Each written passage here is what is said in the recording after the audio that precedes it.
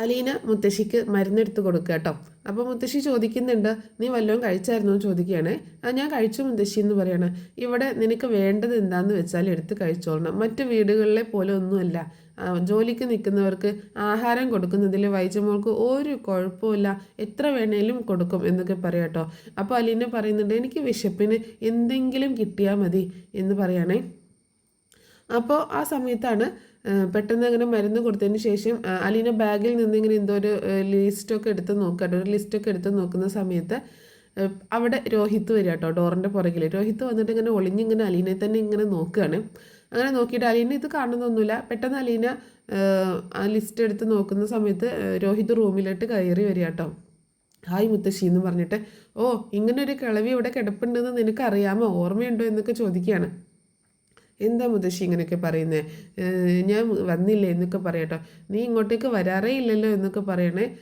അപ്പോൾ എന്താ ഇപ്പം വിശേഷിച്ച് എന്തോ ഒരു പ്രശ്നമുണ്ടല്ലോ എന്നൊക്കെ ചോദിക്കുമ്പോൾ അങ്ങനെയൊന്നുമില്ല എന്ന് പറയണേ.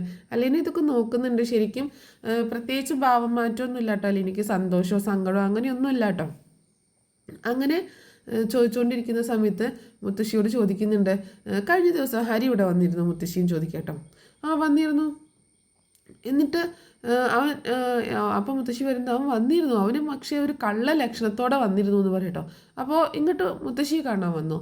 വന്നു, പക്ഷേ കടപ്പാട്ടൂർ ഇങ്ങോട്ടേക്ക് വന്നപ്പോഴാണ് അവനൊന്ന് വന്നത്. പക്ഷേ കൊല്ലപ്പള്ളിയിലായിരുന്ന സമയത്ത് എൻ്റെ റൂമിലോട്ട് പോലും കയറി നോക്കാത്തവനാണ്. ഇവിടേക്ക് വന്ന് എന്നെ കാണാനും മാത്രം അങ്ങനെയൊന്നുമില്ല. അവന് വേറെന്തോ ഒരു കള്ള ലക്ഷണം ഉണ്ടായിരുന്നു, വേറെന്തോ ഒരു കാര്യമായിട്ടാണ് വന്നത് എന്ന് പറയട്ടോ. ആ സമയത്ത് രോഹിത് അലീനയോട് ചോദിക്കുന്നുണ്ട്, അലീന അവന് കാപ്പി ഇട്ട് കൊടുത്തോ? കൊടുത്തു. എന്താ പ്രശ്നം ചോദിക്കുകയാണ്. അല്ല, എൻ്റെ റൂമിൽ കൊണ്ടുപോയി കൊടുത്തു അതോ ഇവിടെ ഹോളിലാണോ കൊടുത്തത്? റൂമിൽ കൊണ്ടുപോയി കൊടുത്തു. എന്താ പ്രശ്നം, ആരാ ഇതൊക്കെ പറഞ്ഞെന്ന് ചോദിക്കുകയാണ്. ഒന്നുമില്ല, പ്രശ്നമൊന്നുമില്ല എന്ന് പറഞ്ഞിട്ട് രോഹിത് അവിടെ നിന്ന് പോവാട്ടോ. അപ്പോൾ രോഹിത് പോയിട്ട് വീണ്ടും അപ്പോൾ അലീന മുത്തശ്ശിയുടെ അടുത്തേക്ക് ഇങ്ങനെ നടന്നുകൊണ്ടിരിക്കുന്ന സമയത്ത് രോഹിത് വീണ്ടും അവിടെ നിന്ന് ഒളിഞ്ഞ് നോക്കുക കേട്ടോ അലീനയെ. അപ്പം ഹരി പറഞ്ഞതൊക്കെ സത്യമാണെന്നുള്ളൊരു രീതിയിലാണ് രോഹിത് നോക്കുന്നത്. അപ്പോൾ മുത്തശ്ശി ചോദിക്കുന്നുണ്ട്, അവനെന്താ അങ്ങനെ ചോദിച്ചത് ഹരിയുടെ കാര്യം? എനിക്കറിയില്ല മുത്തശ്ശി, എന്തെങ്കിലും കുഴപ്പമുണ്ടോ? എനിക്കറിയില്ല, അന്ന് ഹരി എന്തിനായിരിക്കും വന്നത് എന്നൊക്കെ ഇങ്ങനെ ചോദിക്കുക കേട്ടോ. അപ്പോൾ അലീന പറയുന്നുണ്ട് മുത്തശ്ശി. അപ്പോൾ മുത്തശ്ശിയുടെ അടുത്ത് പറയണ, ഹരി ഒന്ന് സൂക്ഷിച്ചോ. മുത്തശ്ശി പറയണ്ട അലീൻ്റെ അടുത്ത്, ഹരി ഒന്ന് സൂക്ഷിച്ചോളണം, അവൻ ആളത്ര ശരിയല്ല എന്ന് പറയാം കേട്ടോ. അപ്പോൾ അലീന പറയുന്നുണ്ട്, കഴിഞ്ഞ ദിവസം അന്ന് വന്നപ്പോൾ ഞാൻ കോഫി കൊണ്ടുപോയി കൊടുത്തപ്പോൾ എൻ്റെ കയ്യെ കയറി പിടിച്ചു, അത് ബലം പ്രയോഗിച്ചപ്പോൾ ആ കപ്പ് സോസറും താഴെ വീണ് പൊട്ടി എന്ന് പറയാം കേട്ടോ. അപ്പം മുത്തശ്ശി പറയുന്നുണ്ട്, എൻ്റെ ദൈവമേ അങ്ങനെയൊക്കെ ഉണ്ടായോ നീ, എന്നിട്ടെന്താ ഇവിടെ ആരോടും പറയാഞ്ഞത്? ഞാൻ അതങ്ങ് ക്ഷമിച്ചു എന്ന് പറയണേ. അങ്ങനെ ക്ഷമിക്കാൻ പറ്റത്തില്ല, അവന് വീണ്ടും അതൊരു വളമാക്കും, നീ അത് എല്ലാവരോടും പറയണം. ഞാൻ ഇന്ന് തന്നെ വൈജമോളോട് ഇക്കാര്യം പറയുന്നുണ്ടെന്ന് പറയട്ടോ. വേണ്ട മുത്തശ്ശി, പറയണ്ട, പറഞ്ഞാലും അത് എൻ്റെ തന്നെ കുറ്റമായി മാറും. അതെങ്ങനെ നിൻ്റെ കുറ്റമായി മാറും, അവൻ ചെയ്ത തെറ്റ് എന്ന് ചോദിക്കുകയാണ്. അപ്പോൾ അലീന പറയുന്നുണ്ട്, വൈജയന്തി പറഞ്ഞ ഡയലോഗ് ഇങ്ങനെ പറയാട്ടോ, ഞാൻ അന്നേ പറഞ്ഞതാണ് തൊലിവെളുപ്പുള്ള പെൺകുട്ടികളെ ജോലിക്ക് വെക്കണ്ടെന്ന്.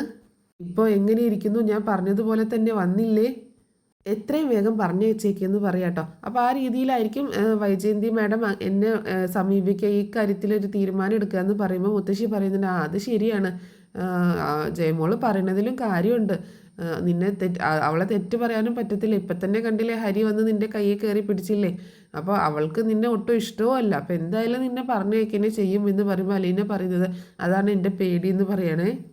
അലീന പറയുന്നുണ്ട്, മുത്തശ്ശി മാഡത്തോടും സാറിനോടും പറയണം എന്നെക്കുറിച്ചോർത്ത് വിഷമിക്കരുതെന്ന്.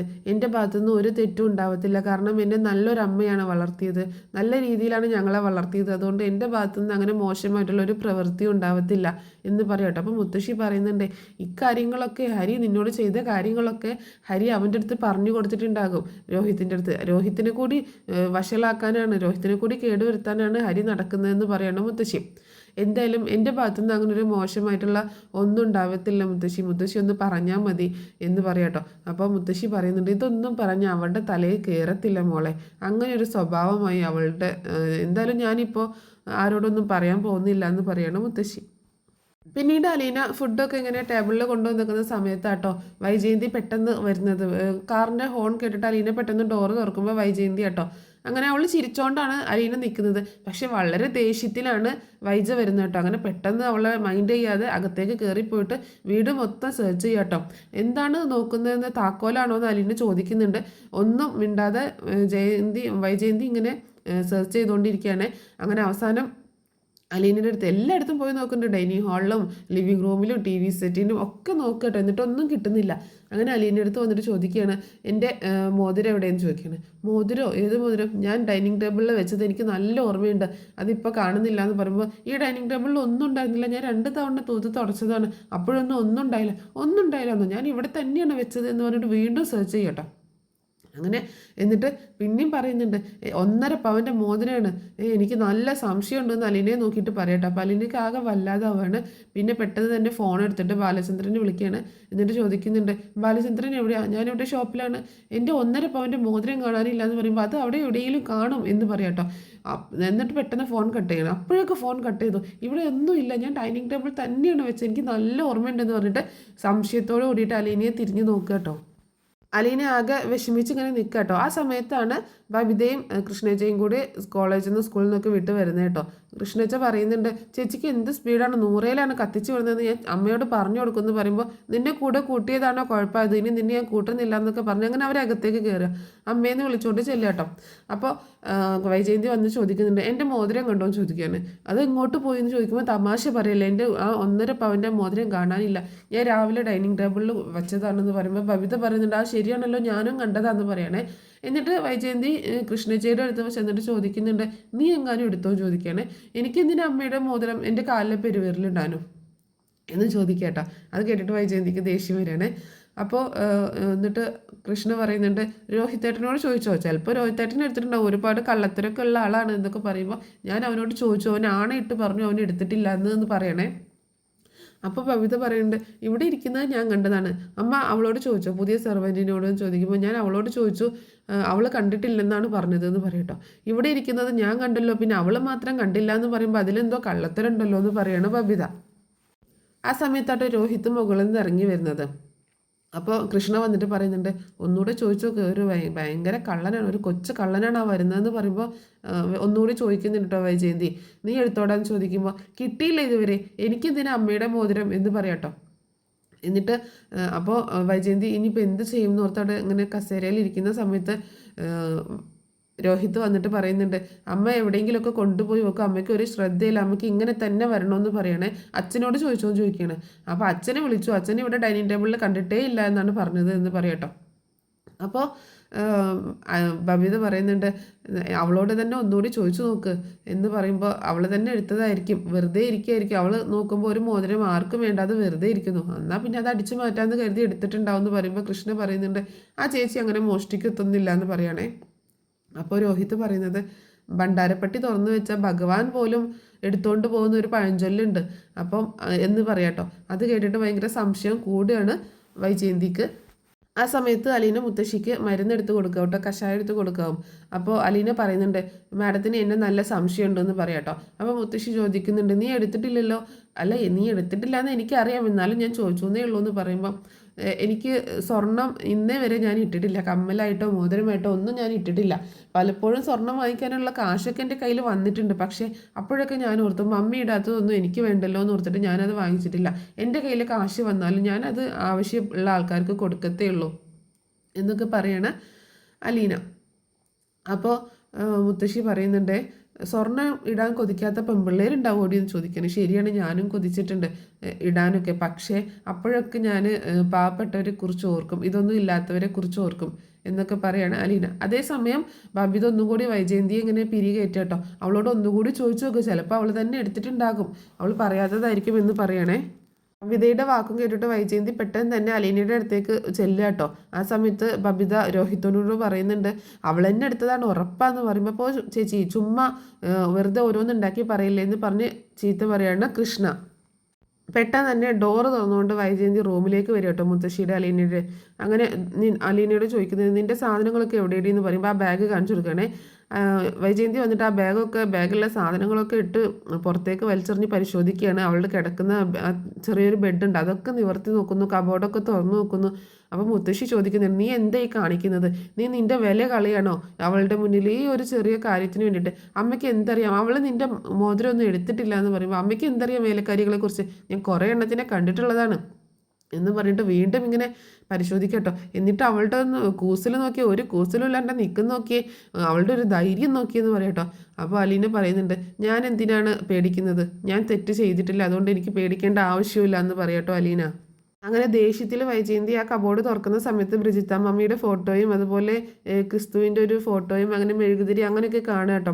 അപ്പോൾ ഇതൊക്കെ എന്തിനാണ് ഇവിടെ എടുത്ത് വെച്ചേക്കണേ? പെട്ടെന്ന് ഇതൊക്കെ എടുത്ത് ഇവിടുന്ന് ഒഴിവാക്കിക്കൊള്ളണം, പെട്ടെന്ന് എടുത്ത് കളഞ്ഞോളണം എന്ന് പറയും കേട്ടോ. അപ്പോൾ അലീന ചിരിച്ചുകൊണ്ട് പറയുന്നുണ്ട്, കൈതക്കൽ മാളിക വീട്ടിൽ കുഞ്ഞിരാമൻ മേനോൻ്റെ മകളാണ് മാഡം. അതുപോലെ ഇരുമ്പ് കടയും ജോളിക്കടയും സ്വർണ്ണക്കടയും ഒക്കെ ഉള്ള നെടുമ്പുരയ്ക്കൽ ബാലചന്ദ്രൻ്റെ വൈഫാണ്. ആ വില കളയരുത്, അതിനൊരു വിലയുണ്ട് ആ പദവികൾക്ക്, അത് കൊണ്ടുപോയി കളയരുത്, നശിപ്പിക്കരുതെന്ന് പറയട്ടോ.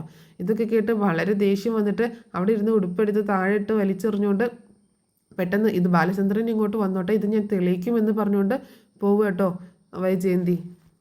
അപ്പോൾ മുത്തശ്ശി അലീനയോട് പറയുന്നുണ്ട്, കുഞ്ഞെ അവളൊരു കഥയില്ലാത്തവളാണ്, അതുകൊണ്ടാണ്, ഒന്ന് ക്ഷമിച്ചേക്കെന്നുള്ള രീതിയിൽ പറയണം. അപ്പോൾ അലീന പറയുന്നുണ്ട്, സാരില്ലെന്നേന്ന് പറഞ്ഞിട്ട് അലീന അവളുടെ ഡ്രസ്സൊക്കെ എടുത്ത് ബാഗിലേക്ക് തന്നെ വെക്കുക കേട്ടോ.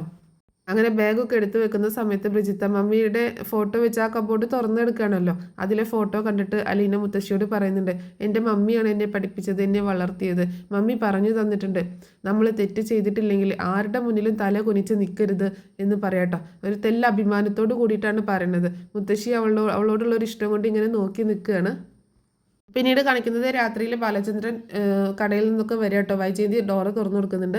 പക്ഷേ വൈജയന്തിയോട് ഒന്നും മിണ്ടാതെ അകത്തേക്ക് കയറി പോകും കേട്ടോ. ബാലചന്ദ്രൻ എന്താ ലേറ്റ് ആയതെന്ന് ചോദിക്കുകയാണ്. കുറച്ച് കണക്ക് നോക്കാനുണ്ടായിരുന്നു എന്ന് പറയട്ടോ. അതിനവിടെ അക്കൗണ്ടൻ്റ് ഇല്ലേന്ന് ചോദിക്കുമ്പോൾ അക്കൗണ്ടൻ്റ് ഉണ്ടെന്ന് പറഞ്ഞ് നമുക്ക് മാറി നിൽക്കാൻ പറ്റത്തില്ലല്ലോ എന്ന് പറയണം.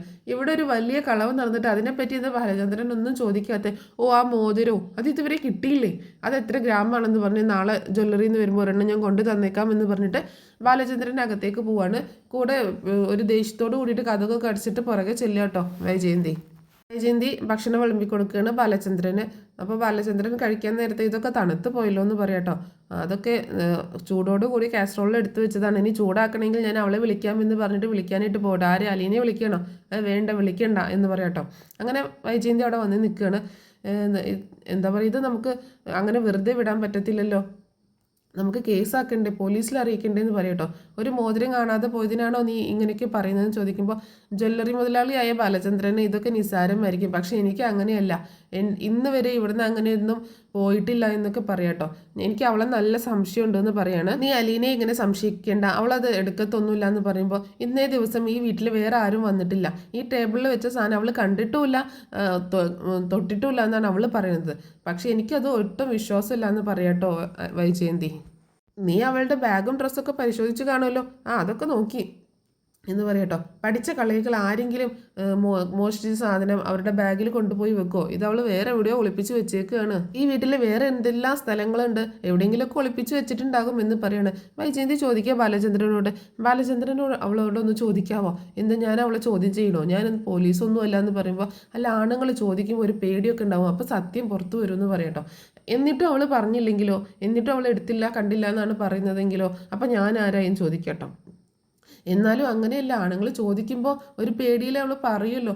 പിന്നെ എൻ്റെ വില ഞാൻ കൊണ്ടുപോയി കളയണോ, 2 ദിവസം കഴിയട്ടെ നമുക്ക് നോക്കാമെന്ന് പറയണേ.